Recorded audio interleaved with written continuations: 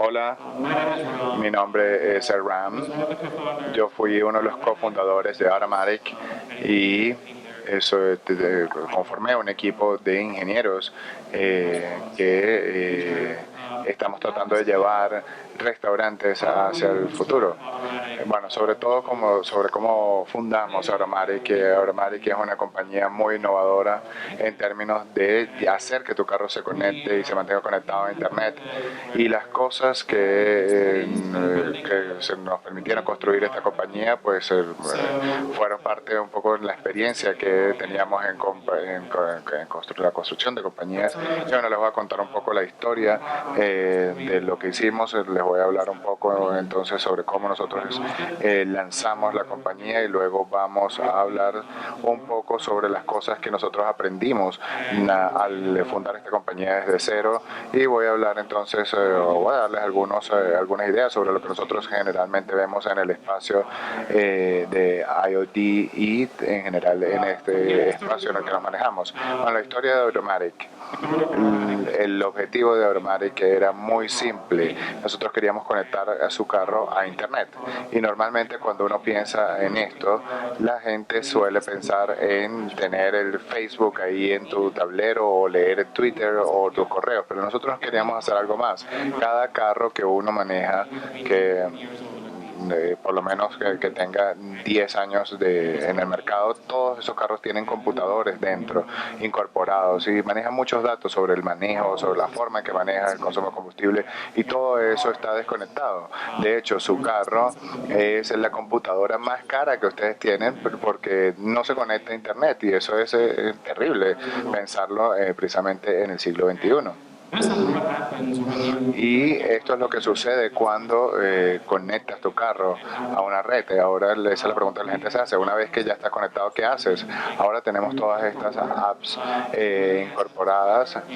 Pues, por ejemplo, como conductor, saber, por ejemplo, si tienes una compañía de vehículos, tus choferes tienen un número determinado de millas por recorrer en el día, entonces puedes verificar eso, puedes incluso prender el termostato antes de que empiece a manejar el carro para que se caliente el carro un poquito antes de que entres, por lo menos cuando estás en temporada de invierno. Y todo eso lo puedes hacer a través de cualquier medio teniendo internet.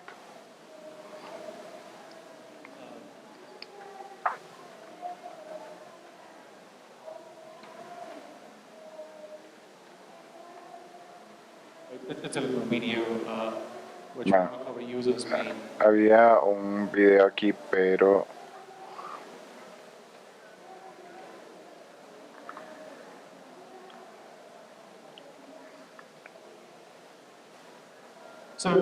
bien, en este video lo que van a ver es,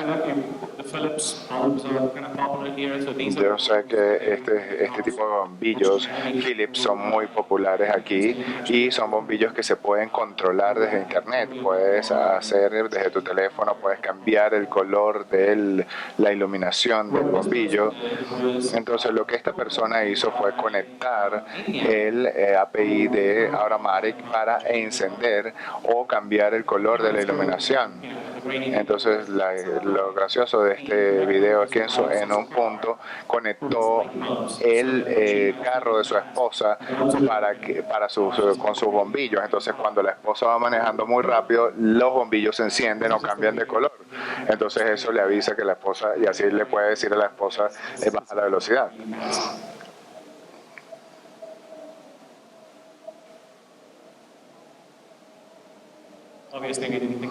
Obviamente nosotros no pensamos en eso dentro de la compañía, pero sería uno de esos casos en los que podría ayudar.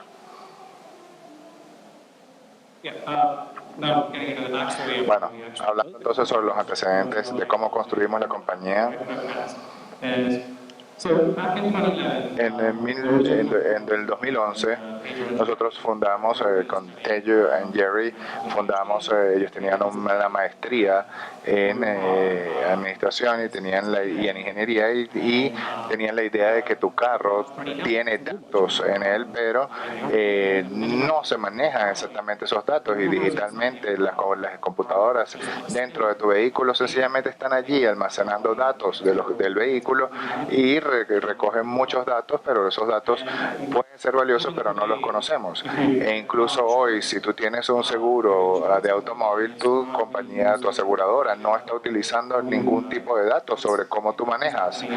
Por ejemplo, en Estados Unidos, ellos utilizan tu número de seguridad social y cualquier cosa que no tiene nada que ver. O sea, por ejemplo, tus extractos de tarjetas de crédito, cosas que no tienen nada que ver para poder determinar cómo sería tu comportamiento ante el seguro, tu comportamiento como conductor. Entonces, bueno, dijimos, bueno, vamos a desarrollar una app porque estamos en el siglo XXI y las apps están de moda, y entonces en vez de construir una compañía de hardware, diseñamos una app porque cuando el iPhone salió por primera vez, su teléfono tenía muchísimos sensores, tenía GPS, tenía medidores, sabes, tú puedes calibrar y configurar tu teléfono para saber muchas cosas sobre ti y para saber cosas para entender verdaderamente cuál es el impacto de estas aplicaciones en tu vida.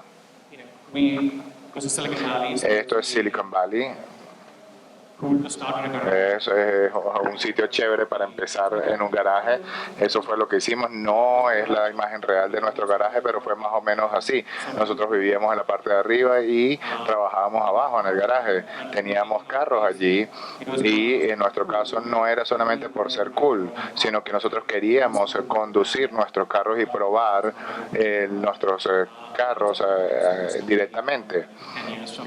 Y a partir de 10 años, a partir de ahora, es muy chévere pues decir, mi compañía empezó en un garaje. Bueno, éramos 5 personas que estábamos trabajando en esto. El piso tuvimos que remodelarlo porque estaba inclinado, entonces tuvimos que remodelarlo para poder estar derechos. Bueno, nosotros no pensábamos en crear una compañía grande y empezamos a construir esta app, y todos aquí que son desarrolladores de Android podrían saber que Google construyó sus aplicaciones con una versión. Nosotros construimos una mejor versión de lo que hizo Google en 2011, donde podríamos entonces determinar con mucha precisión si ustedes están manejando, caminando o yendo en otro sistema de transporte, y solucionamos otros problemas, como por ejemplo si vas en un tren o si vas manejando de verdad, porque obviamente las velocidades son diferentes. Eso no funcionó muy bien por ciertos problemas. No pudimos utilizar el GPS lo más o tanto como queríamos utilizarlo.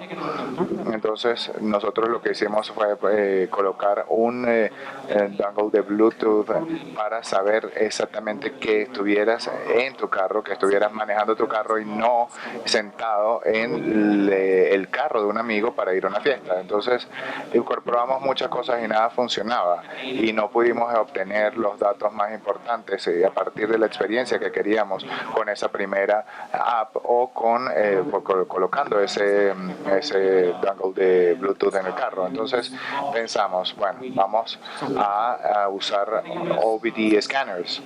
Estamos hablando de estos OBD scanners, salieron en 1996, y estos OBD scanners es un mandato del gobierno para asegurarse que los carros no están contaminando el ambiente. Pero el efecto negativo de esto fue que uno puede obtener muchos, o el efecto colateral de esto, que uno puede obtener muchos datos solamente con este ODB. Ustedes, cuando por ejemplo los motores dicen el motor está teniendo problemas o hay que parar, el motor tiene una falla, se hace precisamente con este pequeño dispositivo. Te dice, por ejemplo, cuál es la temperatura del motor, cuál es la temperatura del aceite, y en los carros modernos uno puede ir mucho más allá. incluso como por ejemplo casos como de que está la puerta abierta o que incluso te podrían permitir abrir las puertas antes de llegar a tu carro solamente con tu teléfono. Bueno, en ese momento no funcionó tan bien porque no se pretendía que estos dispositivos los utilizara todo el tiempo el conductor al momento en que estaban manejando. Lo que querían era que sencillamente el mecánico los utilizara, pero no los usuarios. Entonces lo que nosotros hicimos fue construir el hardware y nadie tenía un hardware parecido, entonces por eso decidimos diseñar nuestro propio hardware. Nosotros entonces, bueno, había un hardware que se utilizaba también para teléfonos, pero no era masivo, digamos. Entonces por eso nosotros decidimos hacer nuestro propio hardware y empezamos así a construir hardware de este tipo. Fue así como empezamos. Si ustedes quieren construir uno, es así más o menos que deberían empezar. Esta es la placa madre con... bueno, la primera como que la dañé porque le eché café encima. Aquí es más o menos como se va rediseñando, como va quedando cada vez mejor y hasta que llegamos al punto en que ya lo podíamos vender. Así empezó y así terminó. Y este es el Automatic, el hardware de Automatic que nos permite hacer todas estas cosas. Bueno, al momento de construir la app, lo hicimos primero en Android porque iPhone no te iba a permitir construir hardware muy fácilmente. Tenías que pasar por un programa de certificación que era casi como trabajar con la Casa Blanca, es algo loquísimo todos los procesos. Entonces Android pues era mucho más fácil trabajar o construir un hardware para Android, pero bueno, eso cambió cuando introdujeron el iPhone 4S porque introdujeron una nueva energía de carga de Bluetooth. Y esto podría permitir a otros productos trabajar con el iPhone de la misma forma. Y eso bueno, fue la primera vez en que se introdujo esta tecnología y fue Apple tenía tantos bugs que yo solía ir a la sede de Apple y trabajar con los ingenieros allí, y lo gracioso es que ellos se sentaban al otro lado de la mesa y yo no podía ver lo que ellos estaban haciendo exactamente, y entonces les decía, mira, yo presioné este botón y la aplicación se daña. De hecho, no es que el teléfono se falla, y ellos me decían entonces, bueno, que no sabían exactamente, entonces yo tenía que ir allá para poder construir con los ingenieros una mejor forma de que funcionase la app en el iPhone. Bien, mientras esto sucedía, nosotros decidimos entonces seguir con la compañía, construir el producto, pero no sabíamos exactamente qué era lo que le íbamos a vender, qué le íbamos a ofrecer al consumidor. Entonces nosotros primero pensamos en estas 3 ofertas de productos. Queríamos que la gente supiese cómo manejan. Por ejemplo, me imagino que ustedes no saben si ustedes son buenos conductores o no en comparación con sus amigos. Todo el mundo va a decir que todo el mundo maneja bien, ¿no? Pero ustedes no lo saben. Ustedes manejan su carro y no saben, por ejemplo, si su carro hace 30 millas por galón o 70 millas por litro. Entonces, ¿cómo eso se compara con las personas que manejan el mismo carro de su misma edad? Y entonces, eso fue lo primero que pensamos, darle feedback a la gente sobre cómo manejan y cuando tú estás manejando muy mal tu carro, pues el dispositivo va a sonar y te va a decir, mira, estás manejando mal. Otra, por ejemplo, era si su luz sube o si su luz se enciende en el carro, algo se significa que algo está fallando, que a lo mejor te estás acercando a agotar el combustible o que tienes un problema eléctrico. Allí entonces después te va a decir, vas a ir al mecánico, te va a cobrar unos cuantos dólares, pero a lo mejor evitas un problema mayor. Y finalmente queríamos ir un paso más allá y decir, bueno, si tenemos un accidente, podemos llamar al 911, pues tu teléfono va a estar conectado a internet. Entonces, si tienes un accidente, el teléfono va automáticamente a llamar al 911. No tengo un video exacto de cómo funciona esto, pero nosotros tuvimos que chocar un carro para poder probarlo, y probamos otros carros de la misma forma como se hacen los videos de seguridad. Saben cómo hacen esos videos donde chocan los carros contra una pared para ver cómo funcionan los sistemas de seguridad. Entonces, bueno, nosotros tuvimos que probarlo más o menos de la misma forma para saber si funcionaba en el caso de un accidente real. Bueno, habiendo hecho todo esto, nosotros estamos todavía en el punto, estamos en el punto de cómo venderle esto a muchas personas. Nosotros, la única experiencia que nosotros teníamos era la de venta de un hardware para teléfonos, y estábamos haciendo 10 dispositivos por año. Y estábamos entonces creando máquinas para compañías financieras donde que pudiesen ser utilizadas en Wall Street, y nosotros conseguimos un contrato local, un contratista local que tenía experiencia en estas cosas, y nos hizo entonces un plan para llegar a compañías de fabricación en Asia que nos ayudara entonces a armar todo esto. Esto es muy diferente a construir software. Bueno, no importa lo que hagas en el otro lado, y no importa el producto que estés construyendo, este es un aspecto crucial siempre. Entonces, nosotros, esta es una cita de Reid Hoffman, que empezó LinkedIn.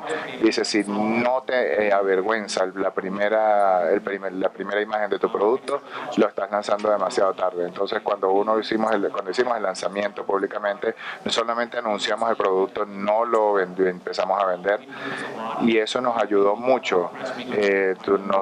Tuvimos muy buena prensa, nos publicaron en el Wall Street Journal, prácticamente todos los blogs empezaron a hablar de Automatic cuando se hizo el primer lanzamiento, y entonces eso llamó la atención de muchos inversionistas, también llamó mucho la atención del público y creó mucho entusiasmo alrededor del producto.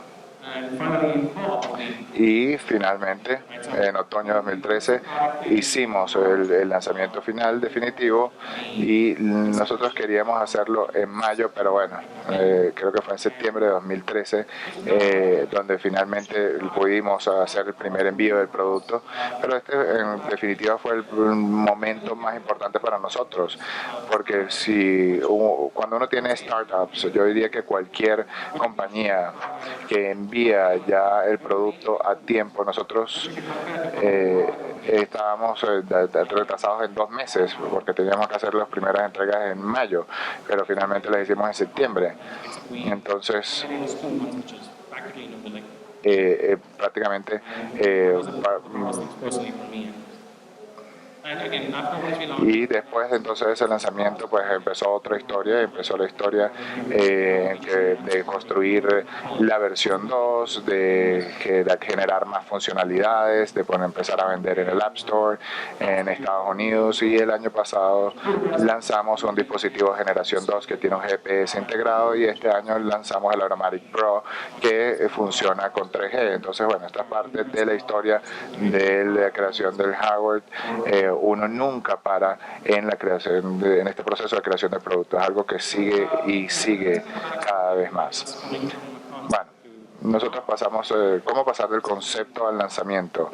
Esto es lo que nuestro equipo aprendió precisamente al construir esta compañía. Esto es algo que yo creo que funciona para cualquier compañía, pero especialmente para compañías de hardware. Nosotros tuvimos mucha suerte porque el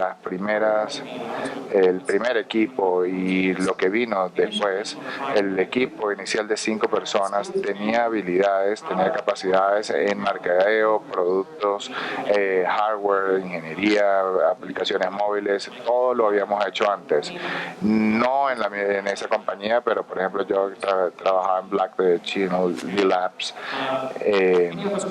y todos podíamos tener trabajos específicos en áreas específicas de cualquier compañía, y fue muy afortunado que pudimos juntarnos y que pudimos trabajar desde el principio y tomar decisiones como esa de construir nuestro propio hardware, porque nosotros sabíamos que nuestro equipo era muy fuerte en todas las áreas para poder construir algo así, y eso es algo crucial si están pensando en construir o empezar una compañía de hardware. Lancen primero. Siempre el lanzamiento tiene que ser anticipado. Esto les va a permitir tener feedback porque ustedes no saben generalmente lo que los usuarios quieren. Ustedes, tal vez Steve Jobs lo sabía, pero yo dudo que sea esa la forma en que funciona. Nadie es Steve Jobs, entonces es mejor siempre hacer un lanzamiento, un pre-lanzamiento. Y otro punto cuando van a construir una compañía de hardware es que necesitan financiamiento, no es que se van a estar allí en el garaje y van a empezar a hacer hardware y van a ganar dinero. Y necesitan dinero, y para tener ese dinero necesitan inversionistas, y para poder lograr esos inversionistas pues necesitan hacer un lanzamiento, un pre-lanzamiento para que tengan entonces reseñas del mercado, para que empiecen a crear entusiasmo y lleguen a ustedes los inversionistas. Si ustedes piensan en software, uno puede entrar, ustedes pueden ir online, hacer cursos, pueden hacer muchas cosas con software, pero con hardware en este punto, si ustedes son un ingeniero eléctrico o un diseñador, ustedes pueden más o menos tener una idea de cómo hacer algo, pero la fabricación es algo totalmente diferente. Hoy no hay ningún sitio web donde uno pueda entrar y decir, mira, tengo esta idea, quiero construir, no sé, un micrófono porque huele. Entonces, no hay una forma, o sea, de que te digan exactamente cómo lo vas a fabricar. Entonces, en el contexto de Colombia, que no es Silicon Valley, eso es algo que ustedes tienen que considerar verdaderamente si quieren construir o crear una compañía de hardware. Siempre tienen que tener un plan para poder saber exactamente cómo van a fabricarlo en miles o en unidades, masivamente, quiero decir. También, bueno, no piensen o piensen siempre en reducir el costo, buscar. Bueno, eso no es tan crucial porque no quieren construir un hardware que les cuesta $10,000 para venderlo en 100. Hay que maximizar en todo caso la ganancia y para eso tienen que minimizar el costo del hardware que estén construyendo. Como yo mencioné, yo solía ir a Apple siempre les gustaba que recibirme allí. De hecho, me daban almuerzos gratis. Estaba muy feliz de tenerme ahí porque yo les ayudaba a solucionar muchos problemas. Las startups siempre tienen que trabajar con otras compañías. Cuando ustedes hablan con otros, tienen que hacer conexiones. Eso, por ejemplo, que yo hice de ir a Apple. Si ustedes tienen un producto atractivo, algo que les sirve a ellos, pues ellos finalmente se van a interesar.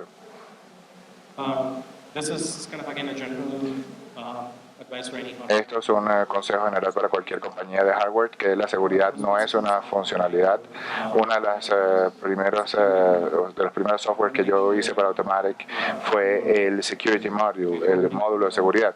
Yo quería asegurarme que nadie pudiese hackear el dispositivo. Entonces lo primero que construí fue cómo hacer que el dispositivo fuese seguro, cómo hacer que no va a venir cualquier persona utilizando una aplicación a abrir las puertas de mi carro. Entonces, si ustedes hacen un upgrade de su producto, pues háganlo desde el principio, porque no quieren vender un producto malo desde el principio. Lo único que yo probé al principio fue hacer el software upgrade, la funcionalidad de software upgrade. Eso tiene que funcionar desde el comienzo, no es algo que pueda fallar. Si ustedes están hardware con iteraciones. Todos los productos de hardware van a hacer iteración en algún momento, entonces no pongan todas las funcionalidades en la primera versión, solamente pongan la cantidad necesaria de funcionalidades y las personas se van a comprarlo si el producto es bueno. No importa si ustedes lo venden a 10.000 personas, y cuando ustedes creen una nueva versión con nuevas funcionalidades y funciona, pues seguramente ellos van a comprar la nueva versión. Esto es algo nuevamente, bueno, a mí me gustan las plataformas, me gustan las APIs, como me gustan los desarrolladores y todo esto, pero es un área muy atractiva. Vamos a sacar una plataforma de desarrolladores o una plataforma de APIs, pero eso lo pueden utilizar sus usuarios si ustedes tienen una compañía. Por ejemplo, construir una API desde el día 1 no significa nada porque tienes que enseñar a los usuarios a utilizar la API. Y podría pasar 5 o 6 años y ellos no van a aprender. Entonces es bueno que todas las compañías en este momento piensen en construir una API, pero no es algo primordial. O sea, bueno, esta es la última sección de la charla. Esto, bueno, son cosas que no solamente sobre Automatic, sino en general de la industria de hardware. Cosas que hemos aprendido en general. Una pregunta que la gente nos sigue haciendo en Automatic es ¿qué pasaría si los carros ahora vienen con funciones parecidas? O si, por ejemplo, te puedes conectarte a un canal por Wi-Fi, el canal del tiempo. Hay muchos productos todavía que son atractivos y que se pueden construir y que están diseñados a partir de la experiencia del usuario. Entonces, si alguien les hace una pregunta, ¿quién es el fabricante? ¿O qué pasa si el fabricante lo mete esto directamente en su producto? Pues no se preocupen, piensen en el futuro. Todo el mundo va a estar conectado. Entonces uno puede sencillamente construir algo que conecte todas las cosas en el mismo nivel. Entonces hay mucho espacio todavía, hay mucha oportunidad todavía para este tipo de hardware. Como les mencioné anteriormente, cuando la gente habla sobre IoTs y hardware, siempre se piensa en construir algo, pero hay un gran hueco, un gran vacío entre llegar de allí a la fabricación. Uno puede ayudar a todas las compañías haciendo una compañía de fabricación grande. Uno puede tener ideas, pero si tienes una compañía de fabricación que te pueda ayudar a realizar tu idea, pues eso sería una ventaja en la industria, porque la mayoría de las compañías lo que hacen es recurrir a China, tienen que ir a China entonces para 5 meses o durante 5 meses para poder hacer el proceso de fabricación. Entonces creo que el campo de la fabricación es una oportunidad para las compañías, especialmente para las compañías de hardware y de IoT que están saliendo hoy en día.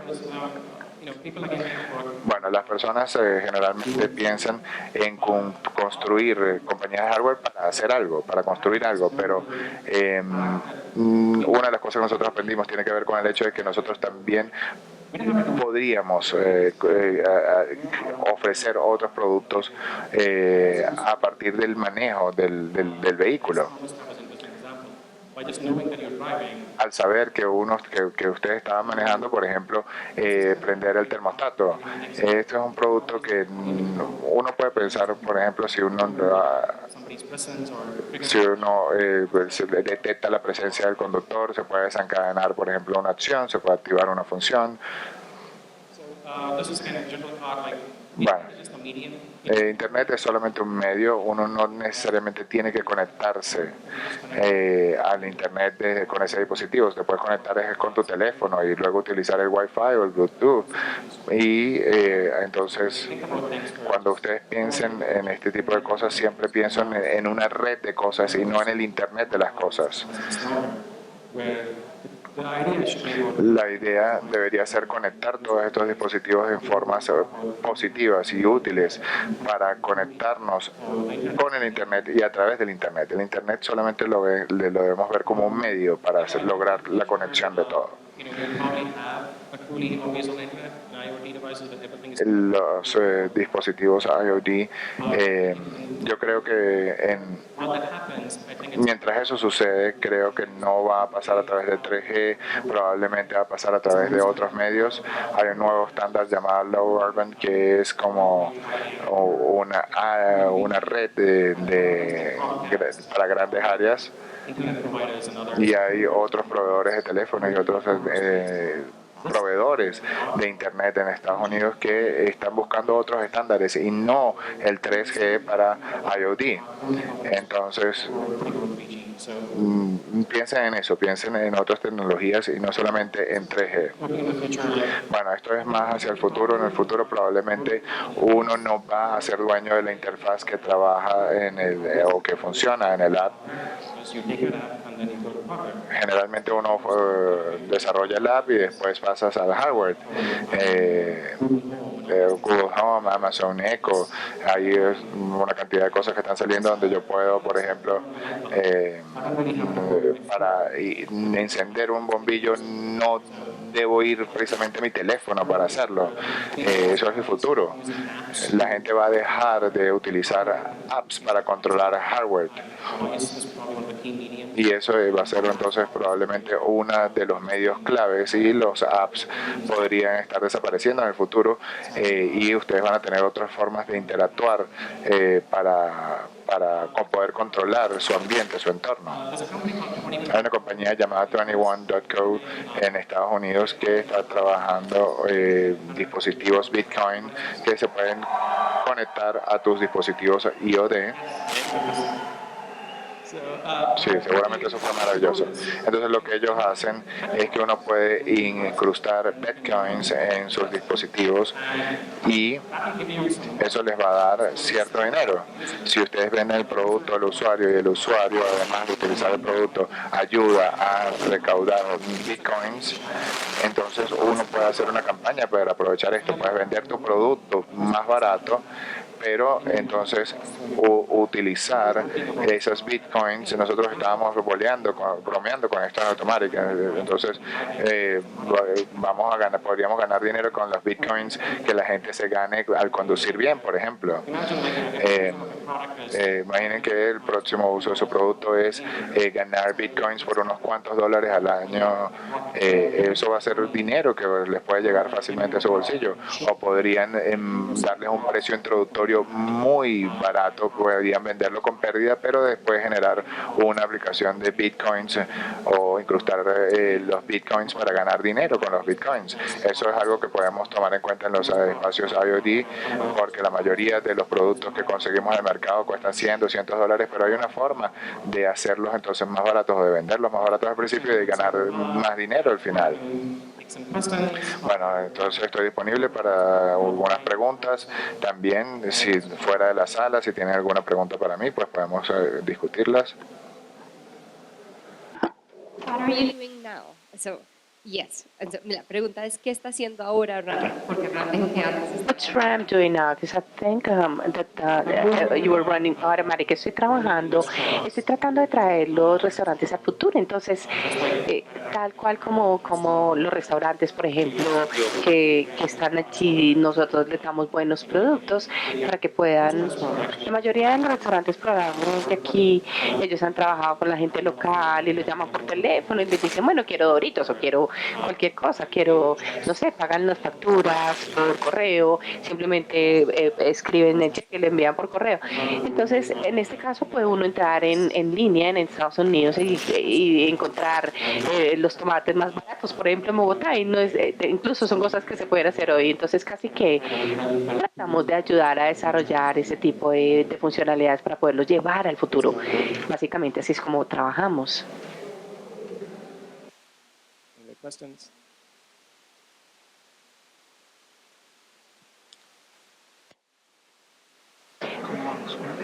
¿Alguien le va a parar la mano? No.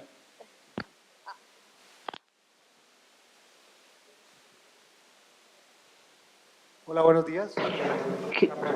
Good morning. The question is, Hacen un sistema anti-hackers ha habido Since you're developing an anti-hacker system, there's a critical point where they can breach. Is there a critical point where they can breach the system? An anti-hacking system. Have you had an occasion, or do you know if there's been an occasion when the system has been hacked? No, realmente no. Y como mencioné anteriormente, yo lo he hecho y de hecho, probablemente no es tan fácil de hackear. Entonces, sí hemos tenido algunos temas de seguridad detectados por algunos expertos de seguridad, entonces se pueden publicar. Y la mayoría de las características de seguridad normalmente se publica lo que uno tiene en un papel y se pone en internet. Entonces la gente simplemente lo pone allí y así es como lo manejan. Pero no, realmente no ha habido un incidente de hacking o de hackeo, pero el sistema funciona bastante similar a cómo funciona SSL en su navegador, probablemente lo que utilizan los bancos cuando entran en línea. Entonces se tiene un sistema, entonces podríamos de pronto hablar en una nueva charla sobre esto, sobre cómo lo manejamos, pero creo que es bastante similar a cómo trabaja el banco en internet o cómo funcionan los medios. Entonces ellos el código como tal puede tener algunas características de seguridad. Nuestro trabajo es garantizar que nadie tenga acceso inautorizado o no autorizado a nuestros dispositivos, y esto no ha sido el caso en nuestra compañía. Buenos días, me gustaría conocer algo más sobre la idea de que las apps pueden aparecer, digamos, de este entorno del IoT. Que me gustaría saber cómo podría ser este proceso. Pues no lo veo tan claro, pero seguramente ya lo he pensado. La pregunta es, ¿podría hablar de pronto un poco más sobre la idea de que las aplicaciones no van a ser tan cruciales en el Internet de las cosas, Internet of Things? La idea de cómo se puede dar esa transición. ¿Cómo podría ser esto? A ver si...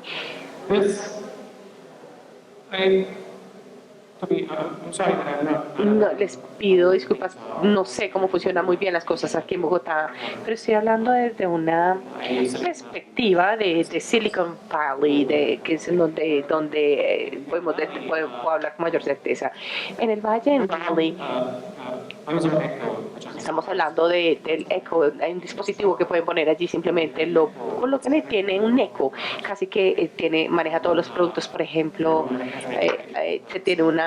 tenemos una integración con Alexa. Uno le puede decir, oiga Alexa, por favor, ¿dónde está mi carro?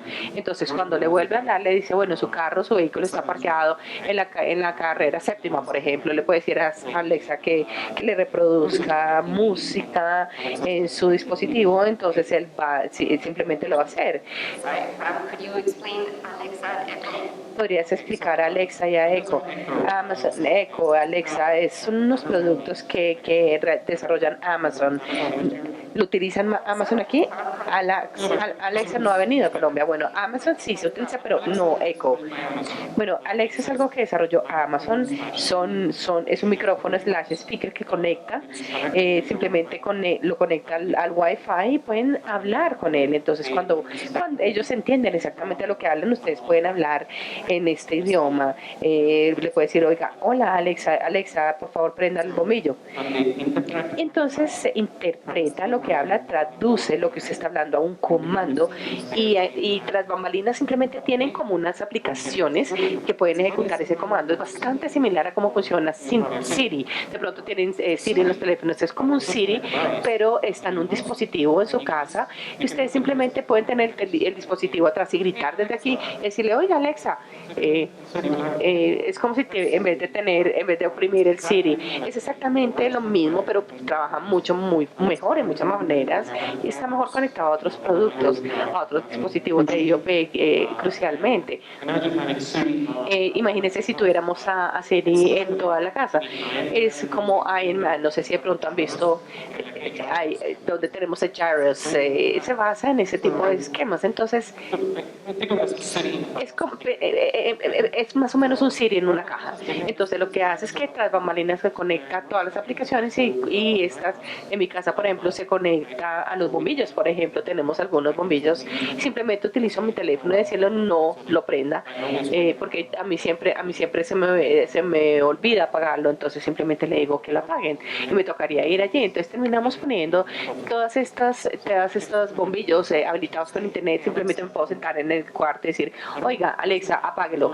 Entonces, en ese caso no teníamos ya que utilizar la aplicación, reproducir de pronto música en el televisor. Muchas aplicaciones como son eso, Apple Music, ellos le permiten a ustedes reproducir la música de su teléfono. Pueden abrir la aplicación, buscar la música que quieren y simplemente decir reproduzcalo en el televisor. Entonces, es bastante como, yo creo que en los otros casos serían unos pasos adicionales. Entonces, simplemente nos sentamos en un sofá y le decimos a Alexa, por favor, póngame música metálica o la película de Titanic, no sé, lo que quieran. Entonces, casi que lo tenemos ahí. Está conectado, conecta todas estas piezas. Entonces, no tendríamos que hacer, simplemente podemos voltear el celular a la esquina y hablar con Alexa. Entonces, son muchos de los productos que tenemos allí, digamos que estamos utilizando el fitness tracker como el Nike o Plaza. Entonces le dice, bueno, cuánto han trotado, cuando una vez trotan, le recopila, simplemente saca la aplicación, oiga, ¿sabe qué? Tengo que hacer que me dé 5.000 calorías. Simplemente le podemos decir a Alexa, oiga Alexa, o Siri en este caso, oiga Siri, ¿cuánto corrió hoy? Siri le va a decir, oiga, corrió 2 millas y quemó 2.000 calorías. Entonces está pasando ya en donde usted simplemente habla con Siri. En Estados Unidos tenemos Alexa, tenemos el Google Home y empiezan a dejar de utilizar más las aplicaciones frente a lo que usaban el año pasado. Por eso es que creo que en el futuro uno no va a sacar todo el teléfono para poder aplicarlo, simplemente tendríamos esto allí. Entonces, Apple tiene el earpod que simplemente pone uno en los oídos. Entonces simplemente podría decir, oiga, Siri, por favor, quiero música, y simplemente se lo pone, no sé, y ya no tendrían que sacar el teléfono más. Esta es una conclusión lógica, probablemente no tendrían que utilizar tantas aplicaciones en el futuro. ¿Alguien más tiene una pregunta? Buen día. Es orientado hacia... estoy viendo que las apps lo que están haciendo es hacer uso de la información que los usuarios le están proveyendo, ¿verdad? Digamos que una app que dice cuánto corriste, qué calorías consumiste, no es otra cosa que la conducta que ya le hemos ingresado.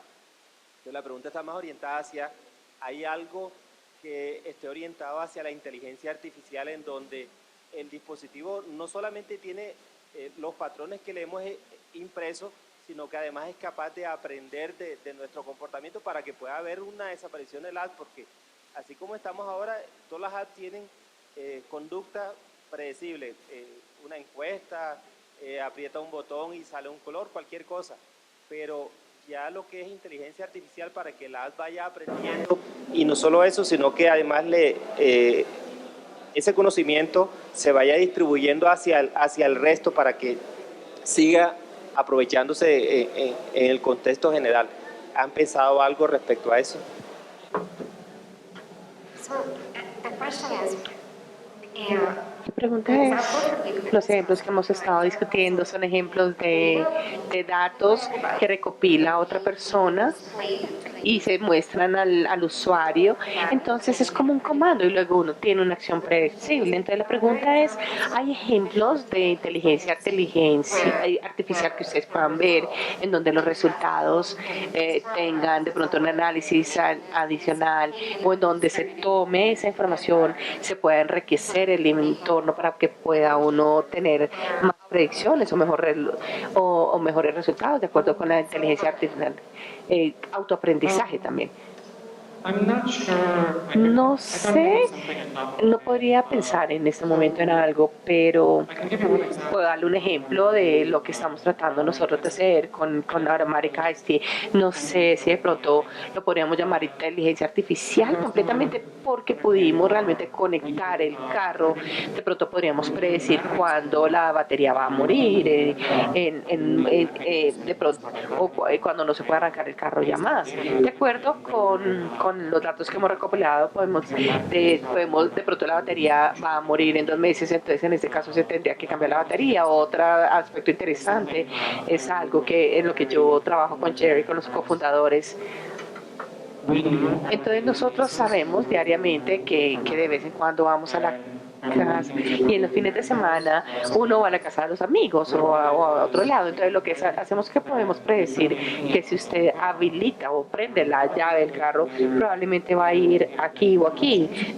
Podríamos poner unas dos opciones y decirles, bueno, el tráfico está bueno o está malo, antes incluso de que se monte el carro. Entonces simplemente prende el teléfono y predecir el hecho, bueno, si se va a ir para tal lado, estamos hablando de sábado 4 de la tarde, vamos, de pronto van a ir a un bar en el otro lado de la ciudad, entonces el tráfico está horrible. De nuevo, no sé si sea inteligencia artificial como tal, pero creo que nosotros simplemente casi que estamos en un modelo artificial. En un momento no tenemos, no sé si hay muchas compañías. Yo creo que la inteligencia artificial es algo masivo. Solamente hasta ahora ahí se están dando muchos adelantos tecnológicos en donde podemos apalancar para muchas cosas. Incluso en este momento, por ejemplo, en Facebook o Apple podría hacerlo y pueden utilizar muchos recursos aquí. Entonces ellos tienen datos de millones de usuarios antes de que puedan hacer inteligencia artificial. Entonces yo creo que una vez nosotros empecemos, hay algunos APIs de Google, de Amazon, para poder exponer sus librerías de AI, de inteligencia artificial, pero no creo que estemos allí. De repente, no sé si tengamos un AI o cosas que estén saliendo del uso de inteligencia artificial. Los ejemplos son como los que les acabo de mencionar. Probablemente podemos predecir ciertas cosas de acuerdo a cómo lo manejamos, pero no creo que se llame inteligencia artificial como tal. Podríamos de pronto empezar a verlo, en especial las cosas como Alexa y ese tipo de cosas, donde podemos entender ciertos niveles de acuerdo con los dispositivos. No sé si de pronto se puede detectar si esté uno contento, si esté uno triste, o de pronto reproducir alguna música, si de pronto uno está enojado para relajarse. Pero yo creo que son cosas que van pasando en el futuro, probablemente va a pasar en los siguientes 5 años también. Antes de seguir a la siguiente pregunta, voy a complementar eso, diciendo que el viernes tenemos a alguien que va a hablar específicamente de inteligencia artificial en el ámbito móvil y va a hablar por la mañana. Es decir, es importante estar acá como a las 9 de la mañana. Para la siguiente pregunta. Bueno, hola a todos. Mi pregunta básicamente es, ¿cómo fue el proceso de investigación para el desarrollo del botón del 911?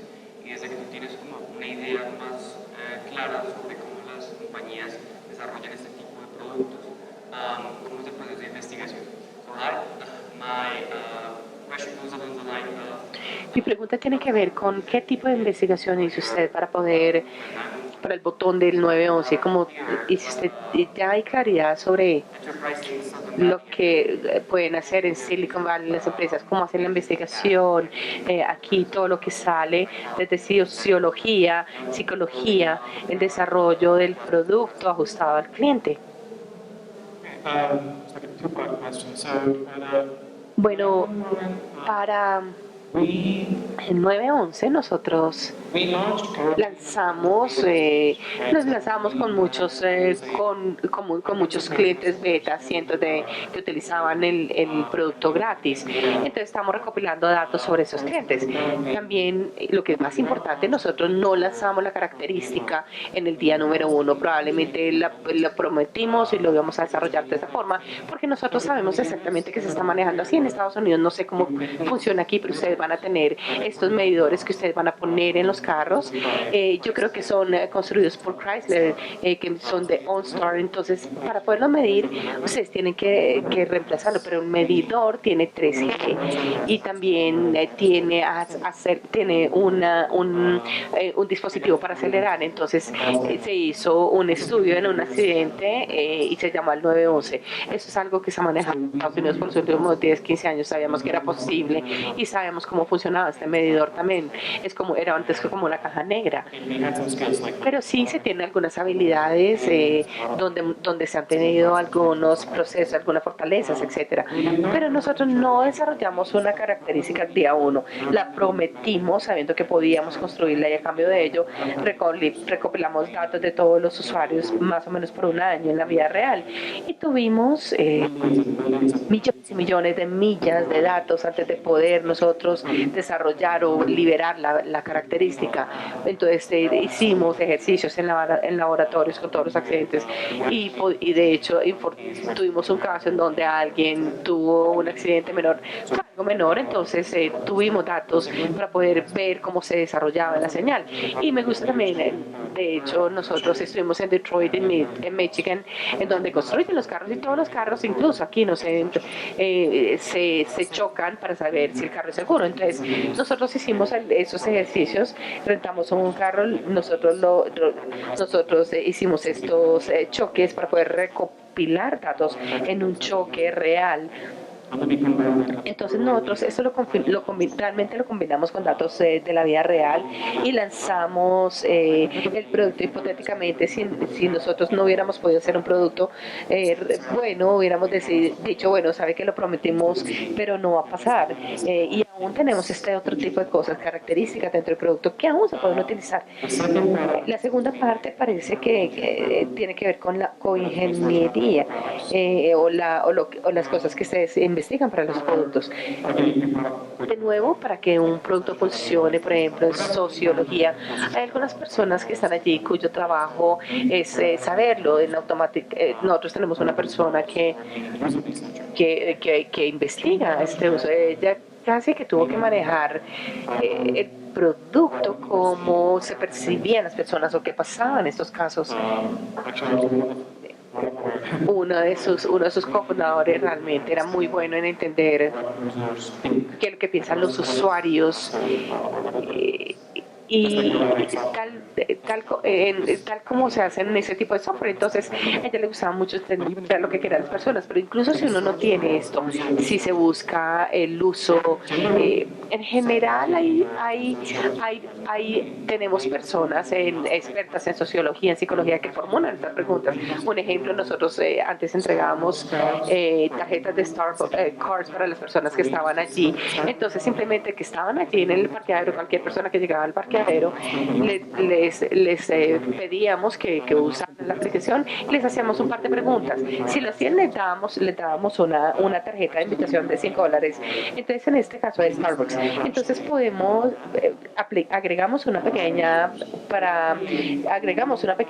linterna. Entonces, si podríamos leer cierta información. Entonces, en este caso si el carro se cierra, se podría activar automáticamente esta linterna. Es como una combinación.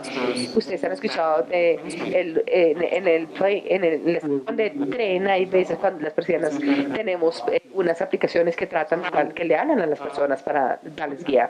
Entonces, casi que no les puedo dar unos ejemplos más estructurados. Podemos hacer las preguntas correctas y personalmente en mi compañía casi, por ejemplo, lo hubiera empezado trabajo normalmente en los restaurantes, me metía en la parte de atrás del restaurante y trabajaba con estas personas que trabajaban allí para poder entender cómo manejaban el proceso dentro de ese restaurante. Entonces yo creo que se trata de hablar con las personas y formular las preguntas correctas.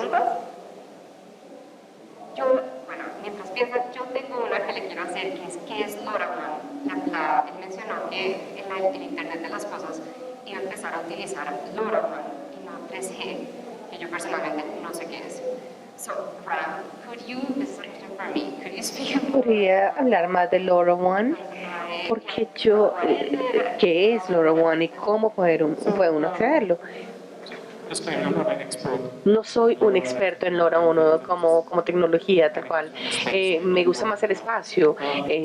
LoRa es, si pensamos en el Bluetooth, que es un dispositivo que trabaja y que se conecta, entonces todo está conectado por Bluetooth y tenemos un rango de más o menos unos 100 pies, 30 metros. Ellos trabajan en un rango, están trabajando en un rango de 30 a 100 metros. Entonces, por el otro lado tenemos el Wi-Fi que va de un salón a su casa, entonces tenemos un radio de 50 metros, entonces podrían aumentarse la potencia, entonces es una ventaja por encima de Bluetooth. Pero luego, por el otro lado, tenemos el 3G y 4G que pasa, que se maneja a través de la ciudad o de diferentes áreas. Los dispositivos pueden hablar en kilómetros dentro de los radios. O sea que no hay nada en la mitad. Entonces, para mí, la versión automática de 3G tiene un chip de 3G en donde se utiliza en el teléfono. En este momento, los dispositivos utilizan de pronto algunos chips antiguos. Entonces pueden tener que ver con el 4G. Esa es la única opción que tienen. Esos dispositivos, esos chips son costosos y requieren mucha potencia porque están construidos para estos teléfonos grandes de donde vienen los estándares de 3G. Entonces yo creo que LoRa está en un rango más amplio. Es un rango en donde ustedes pueden tener como una celda, imagínense Comcast o cuando empezamos, una vez ponemos una célula y pueden poner algunos centros en algunas unidades en las casas, no tienen que poner cosas gigantes, por ejemplo lo que requiere 3G. Entonces tendríamos un estándar que podría funcionar dentro de 3G y Wi-Fi, entonces casi que es algo construido para IoT.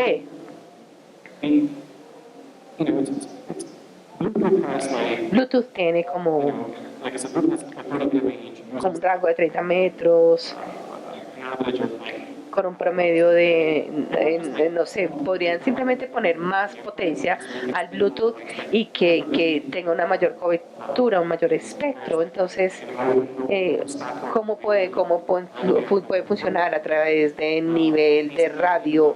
TCP/IP, por ejemplo, se construyó para que hablar a través del internet, en donde se envían cosas en todo lugar, y pueden haber algunas demoras en PCIP, pero solamente son buenos para conexiones. Entonces, en este caso es un ejemplo en donde tenemos conexiones de punto a punto, en donde el protocolo está construido. Entonces, LoRa, pensemos en 3G desde el inicio para dispositivos de IoT con una mayor rango o eficiencia. Funciona igual, bastante similar, pero no es exactamente lo mismo. ¿Otras preguntas? Listo.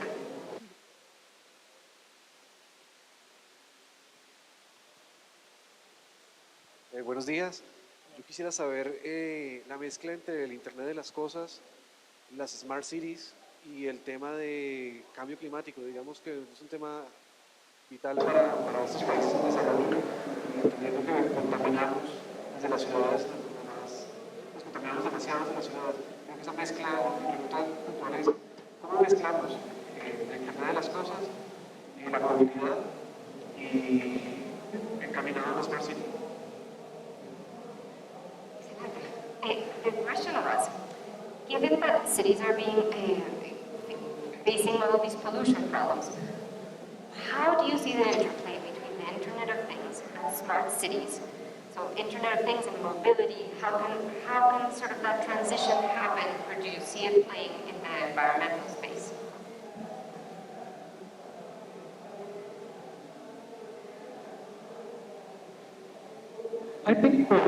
Yo creo que aquí la manera real para reducir esto va a ser a través de los vehículos, no hacer a través, ahí tenemos IoP, pero el dispositivo en este momento yo sé que hay muchos estándares en este momento que están surgiendo. en donde los estándares, podemos tener de pronto algunos, cómo pueden los vehículos hablar entre sí automáticamente, no a través de un teléfono, donde entienda exactamente cómo hablar a otro carro, es como cómo puedo hablar en inglés o hablar en español a las diferentes personas. Lo que le permite hacer es optimizar el tráfico en las vías de una manera muy adecuada. Entonces un carro puede saber que hay otro carro que viene de este lado, por ejemplo. Entonces el otro caso podría ser desde el punto de vista de contaminación, pueden manejar de manera más eficiente y poder ir a una velocidad constante porque los carros están hablando y se están dando todo el tráfico. Entonces yo creo que en este caso la reducción real de contaminación en la escala que nosotros esperamos es cuando tengamos muchos carros más inteligentes y que puedan hablar o comunicarse entre sí. Uno de los motivos más importantes de la contaminación es no solamente el hecho de conducir, sino el tráfico.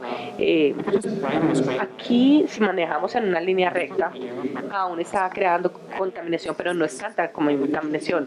La ineficiencia del sistema es cuando las vías son las más malas y cuando el tráfico realmente que ocasiona todo esto, cuando se tiene que utilizar un galón de gas, cuando se utiliza un galón, cuando tendría que utilizarse menos. Entonces, en este caso, si pasamos a la parte automática, una de las características que tenemos para poder dar retroalimentación, yo no tengo fotografías aquí, pero tenemos personas que han publicado en Twitter que antes de utilizarlo, el automático, la eficiencia era, están hablando de más o menos unas 400 millas, después del automático tienen unas 480.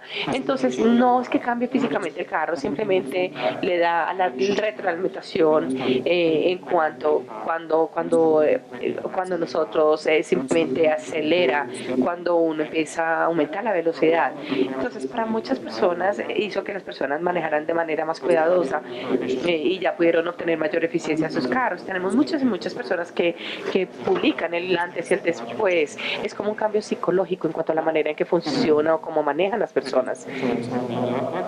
No se puede reducir la contaminación, no tanto, pero sí es una cantidad suficiente. Y yo creo que además de esto, desde el punto de vista de contaminación, yo no estoy seguro si de pronto podemos manejar esto o cuando hablemos de la comunicación de carro a carro, que realmente viene y probablemente vamos a tener un estándar en los siguientes 5 años, al menos en Estados Unidos, que nos va a indicar cómo funciona y cuáles van a ser las consecuencias.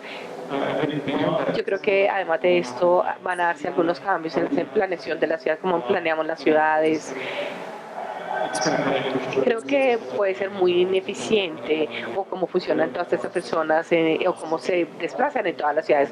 Yo creo que van a ser muchas cosas que van a darse, no solamente para como IoT, pero creo que son cosas que van a ser mucho más grandes. Yo creo que podemos hablar de del tipo de telecomunicaciones.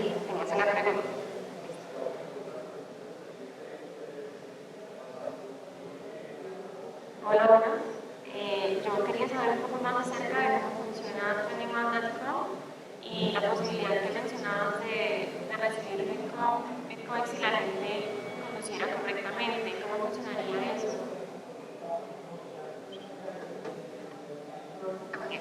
The question is, could you speak more about how TrendingMap.com works and this process of Bitcoins and how people could use it?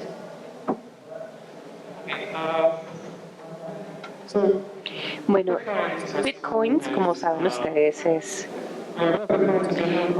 ¿estamos hablando de Bitcoins en general o como el concepto? Y han usado Bitcoins para que no sepan. How many of you have used Bitcoins? So, you can think of Bitcoins at this point as like... En este momento, yo creo que es... yo creo que es algo más holístico cuando se utiliza el computador para hacer algún trabajo digitalmente y lo recompensan a uno por eso. Realmente el trabajo es un poco diferente a nivel, se llama la prueba de trabajo. Ustedes hacen un trabajo en el computador y el blockchain que ustedes utilizan o que publica ustedes, el hecho de que ustedes hicieron algún trabajo. Entonces, en este caso, ustedes pueden vender estos bitcoins. ¿Cómo podemos utilizar bitcoins? Yo creo que bitcoins como tal han pasado a la etapa. Para empezar, las personas simplemente pueden tomar el computador, conectarlo en la pared y ganarse un bitcoin o hacer que el computador haga cierto trabajo. Cuando se termine el trabajo, ellos van a poder vender el trabajo que hicieron por bitcoins, que es como una moneda digital, y cambiarlo por moneda real. Entonces, nosotros pasamos ya a la etapa en donde se puede utilizar el computador personal para poder manejar los bitcoins, y creo que en este caso ustedes tendrían, realmente se gana dinero de bitcoins como usuarios. Yo creo que llegamos a esa etapa. Entonces, lo que es más relevante aquí es que si se apalancan en una parte de la cadena, en otras aplicaciones o productos, ¿cómo podrían ustedes beneficiarse de esto directamente? Si, por ejemplo, cuando tenemos en 21, aquí tenemos una meta en donde tenemos un nuevo dispositivo. Entonces, digamos, estamos produciendo un pequeño micrófono o reloj, no tiene esas diferentes características. Entonces, en la medida en que se pueda manejar este bitcoin, puede hacer algún trabajo digital, simplemente verifica algunos datos adicionales. Puede manejarse de esta forma, pero todo el mundo, el que hace trabajo, ellos tienen de pronto un controlador central que determina el trabajo que se tiene, lo distribuye de manera eficiente a todos los dispositivos. Entonces, las personas pueden construir esos computadores gigantes y pueden desarrollar ese tipo de trabajo. Entonces, imagínense que ustedes tuvieran de pronto uno aquí y si de pronto recogen el trabajo que tienen que hacer y distribuyen de pronto algunos dispositivos triviales. Entonces, todos los dispositivos generarían esta cantidad de trabajo, todos se coordinan centralmente, tienen las mismas eficiencias para poder manejarlo a través del computador. Entonces, cuando lo hacíamos antes, donde teníamos estos computadores que eran gigantes, los IBM y todas estas máquinas, hoy todos tienen unos chips pequeños y tienen muchos cores para poder manejarlo dentro de un core bastante grande. Entonces, el beneficio se trata de obtener dinero, pero va a ser de pronto en un caso donde en el futuro yo puedo tener este bitcoin en mi producto y cada vez que ustedes conectan mi dispositivo en la pared, digamos que yo les construyo un medidor bastante pequeño, entonces todas las mañanas miramos este medidor, ustedes pueden utilizar alguna idea de lo que va a suceder, por ejemplo los videos. Entonces, en este caso tienen algunos, empiezan a operar con estos bitcoins. Entonces, estos son pequeñas cantidades de dinero. Entonces, aquí lo que puede pasar en ese caso es que puedo venderlo, eso bastante, el medidor, digamos que mi medidor me costó $100, entonces puedo ganar, se lo vendo a 200, en vez de venderlo por 50 o $150, ustedes van a tenerlo un poco más barato. Entonces, cada bitcoin que ustedes tengan, simplemente tomo el dinero y lo puedo manejar de esta forma. Entonces, en este caso se tiene un producto que en el mundo de hoy le hubiera costado $200 y le va a costar 150 porque ustedes lo están manejando a través de bitcoins. Yo como compañía podría manejarlo de esta forma. Entonces, ese es el esquema. Si usted me paga $200, le voy a dar $2 al mes por dejarme utilizar estos bitcoins. Entonces, aquí creo que se construyen estos pequeños chips que se pueden incorporar en los productos y se puede centralizar, un sistema centralizado que puede utilizar estos chips pequeños de la mejor manera posible para poder apalancar el uso de los millones de chips. Entonces, creo que esto es un poco complicado de explicar, eso lo podemos hablar de pronto independientemente. ¿Otras preguntas? Bueno, si no hay más preguntas, entonces ahorita es cuando nosotros íbamos a tener el break de descanso para el almuerzo.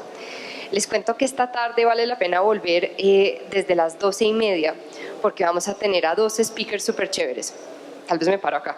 El primero es Jimmy, que está aquí, y Jimmy va a hablar de cómo crear comunidades de desarrolladores. Como usted tal vez se han dado cuenta, Ram conoce a Jimmy, conoce a Brendan, han trabajado juntos y se apoyan en todos sus trabajos futuros. Eso es importantísimo, porque así uno puede, pues, valerse de la experiencia de los demás. Jimmy tiene experiencia creando comunidades de desarrolladores en distintos países y va a hablar de cómo se puede fomentar una así en Colombia. El segundo conferencista de esta tarde se llama Cristian Prado y él tiene una compañía que consigue mentores de Silicon Valley para compañías en España o en América Latina. Entonces, todavía no trabaja con desarrolladores en Colombia y por eso es súper chévere que esté aquí. Él nos va a hablar del proceso, nos va a hablar de cómo uno puede hacer que su compañía empiece a trabajar con el Silicon Valley Tech Center y también va a estar disponible para que le hagan muchas preguntas y lo conozcan para poder trabajar con él. Entonces, pues de resto, démosle un aplauso a Ram porque su charla fue excelente. Thank you, Ram. Y volvemos a las 12:30. Muchas gracias.